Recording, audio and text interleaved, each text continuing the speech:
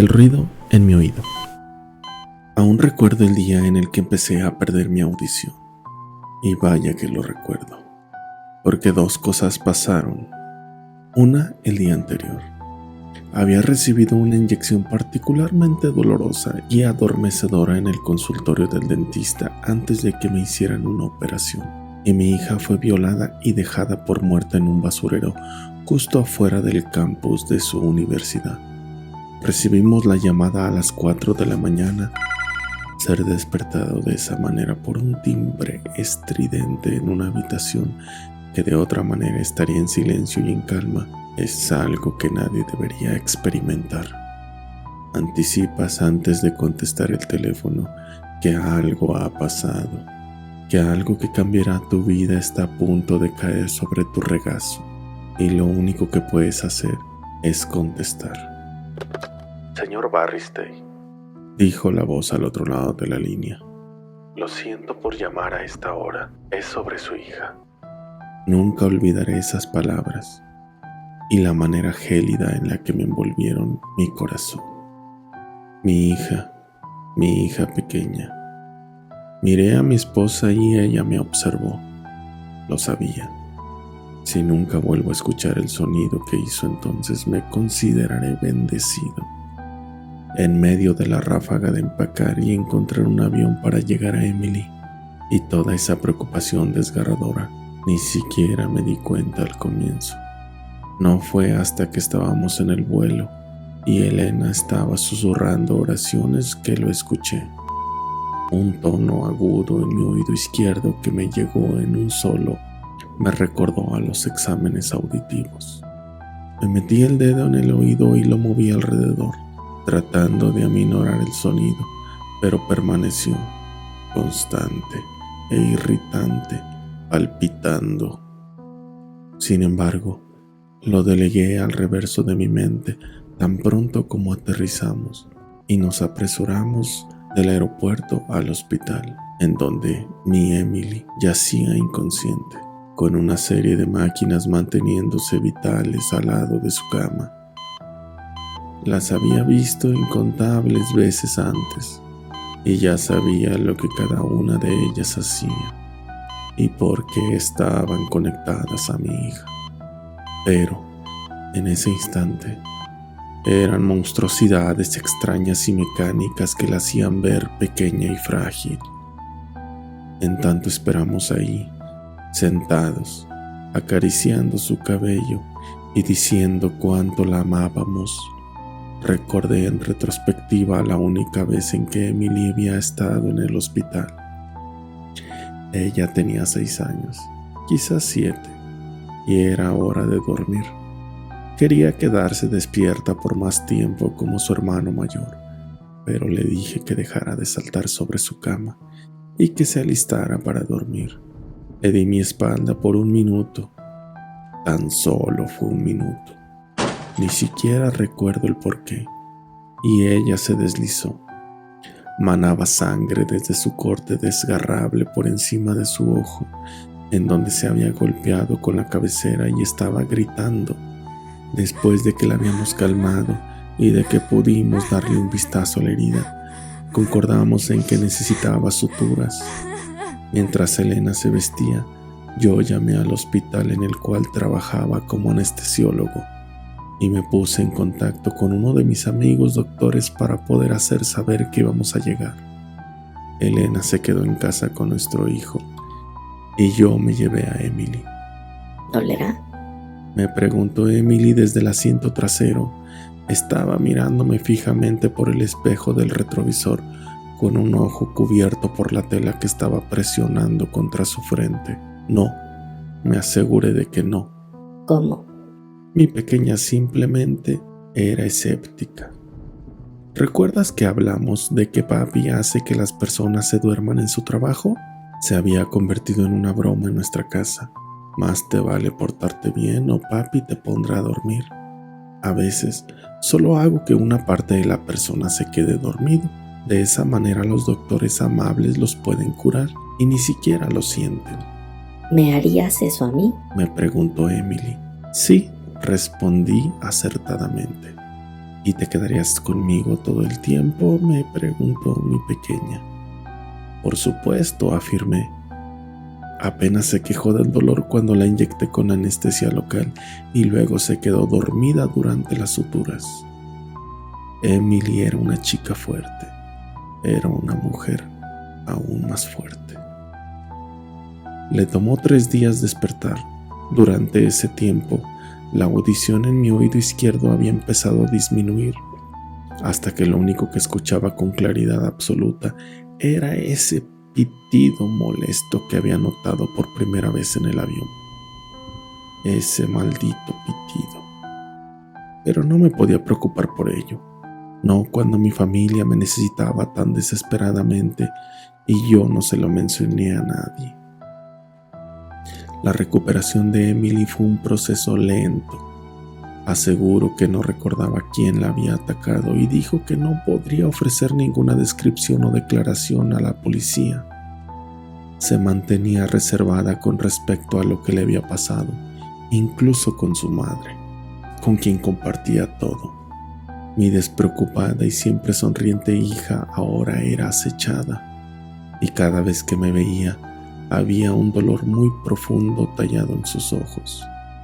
Nunca me había sentido así de inútil o vacío.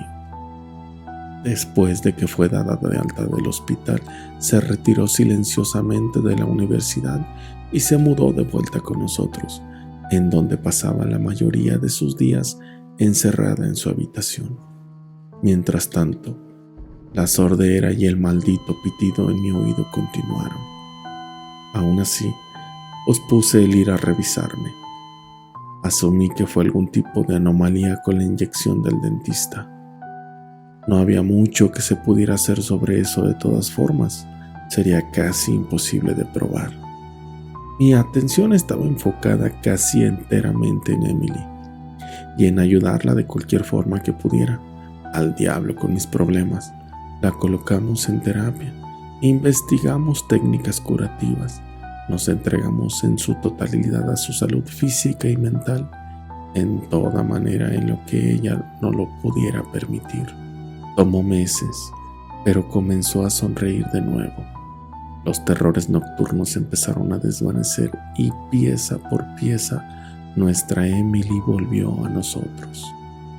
Acabábamos de discutir si se sentía lo suficientemente cómoda como para volver a la universidad cuando la situación empezó a desmoronarse. Emily había llegado al hospital en donde yo trabajaba para almorzar conmigo.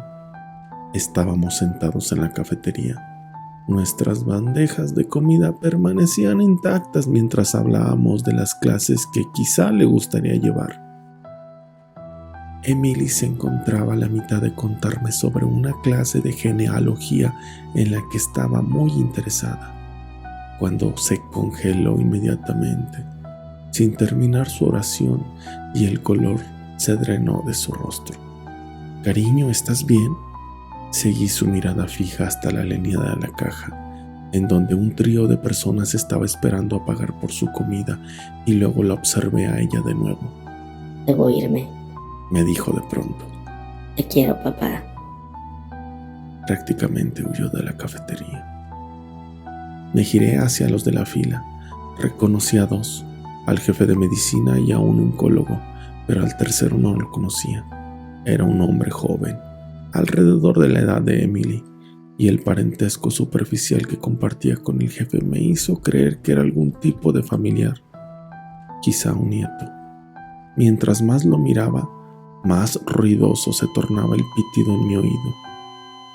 Al llegar a la casa esa noche, Emily estaba sentada en el pórtico trasero viendo hacia arriba. Al llegar a la casa, esa noche, Emily estaba sentada en el pórtico trasero viendo hacia la nada, mientras nuestros perros merodeaban el patio. Se sobresaltó cuando abrí la puerta corrediza.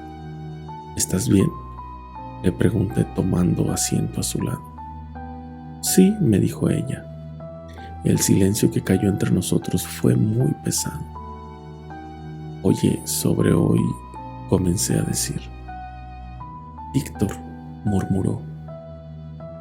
No dije nada, temeroso de interrumpirla y causar que se aislara otra vez. Va a la misma universidad que yo y llevamos la clase de biología juntos. Cada palabra sonaba como si estuviese siendo arrancada por ella a la fuerza. Descubrimos que éramos de la misma área, así que charlamos un par de veces acerca de las clases y de cómo tú y su abuelo trabajaban en el mismo lugar. Y luego intercambiamos fotos y eso. Y eso era claramente cosas que ningún padre quiere pensar que su hija está haciendo. Jamás. Solo asentí. Pero estábamos yendo demasiado rápido, así que le dije que solo quería que fuéramos amigos de nuevo. A él no le gustó. Me dijo que si no hacía lo que quería, compartiría las fotografías que le mandé. Su voz se fracturó y se alejó de mí. Ahora, eso es ilegal en muchos lugares, y le dije que me aseguraría de que se metería en problemas. Ella se enojó. Víctor le habla acorralándola afuera del club y trató de hacer que se fuera a la casa con él. Cuando Emily se rehusó, él se tornó violento. La había arrastrado al callejón y la atacó. Dijo que si llegaba a contarlo, compartiría todos nuestros mensajes para que las personas supieran que yo lo quería y que se aseguraría de que me despedirían y de que tu carrera se terminaría. Emily estaba temblando en medio de sollozos. Su abuelo era el jefe de medicina y pudo hacerlo. La acerqué a mí y la abracé mientras lloraba. No importó cuánto traté de decirle que teníamos que llamar a la policía porque se negó. No puedo, papá. Me dijo. Tiene mensajes y fotografías. Nadie me va a creer. Al día siguiente, cuando me presenté al trabajo, fui de inmediato a la oficina del jefe de medicina. No sabía qué era lo que iba a hacer o decir. Solo tenía que hacerlo. Apenas había tocado la puerta cuando él me llamó. Antes de que pudiera hablar, el doctor Gladson me miró y dijo: «Ah, bien. Marta te encontró. Quería hablar contigo acerca de mi nieto, Vic. Tendrá cirugía esta tarde, nada serio, pero me gustaría que fuera su anestesiólogo. Le preguntaré a Taylor, pero él ya fue calendarizado». Casi respondí que no. Casi le grité que su maldito nieto era un monstruo. Casi le dije que prefería verlo muerto. En su lugar, tomé un respiro hondo y dije: «Por supuesto». «Bien, es a las 2:30 en la tarde con el Dr. Lim». A medida que me di la vuelta para irme, el pitido de mi oído izquierdo pareció ser tan fuerte que casi era palpitante. A las 2:30, como prometí, estaba sentado en la cabeza de la mesa de cirugía, detrás del monitor del gas anestésico. Víctor, un joven bien parecido con una actitud arrogante, estaba recostado delante de mí. «Hola, Víctor», le dije. «Hey». No se veía para nada nervioso, lo cual me decía que no sabía quién era yo. No me sorprendió. Pocas personas se molestan en aprender el nombre del anestesiólogo. «¿Esta es tu primer cirugía?» «No». «¿Ya sabes cómo funciona la anestesia?» «Cuenta hacia atrás desde 10. «Ok». Le saqué plática mientras me instalaba, preguntándole en dónde iba a la universidad y qué carrera había cursado. Una vez que llegó el momento de colocarle la máscara y de contar, le hice una pregunta más. 10. «Creo que conoces a mi hija». 9. «Sí». 8. «¿Es Emily?» 7. «Ah, sí, eso creo». 6. «¿Alguna vez te dijo cómo me ganó la vida?» 5. «Quizá». Comenzaba a adormilarse. 4. «Pongo a las personas a dormir para ganarme la vida, Vic», le estaba susurrando. 3. «Ah». 2. «A veces. Permanentemente». 1. Entonces el pitido en mi oído se incrementó y con lentitud me di cuenta de que hacía eco. Observé a su monitor cardíaco ubicado no muy lejos de su cabeza y hacía pip en sincronía con el pitido de mi oído. Bip, bip, bip, ese maldito bip.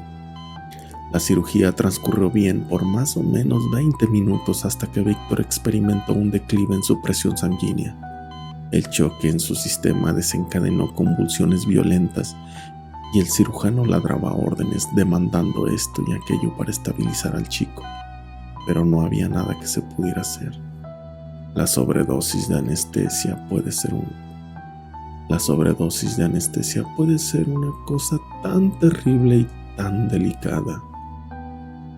Conforme el personal batallaba para revivirlo y yo aparentaba hacer lo mismo, el ritmo constante del pitido en mi oído cambió por primera vez. Conforme el personal batallaba para revivirlo y yo aparentaba hacer lo mismo, el ritmo constante del pitido en mi oído cambió por primera vez a un beat largo, largo y eterno. Víctor fue declarado muerto a las 3 de la tarde con 2 minutos.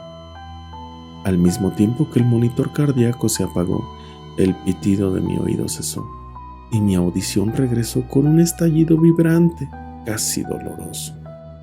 En ese momento, mientras cubría a Víctor con la sábana blanca, agradecí tener la máscara quirúrgica. Nadie podía ver que estaba sonriendo.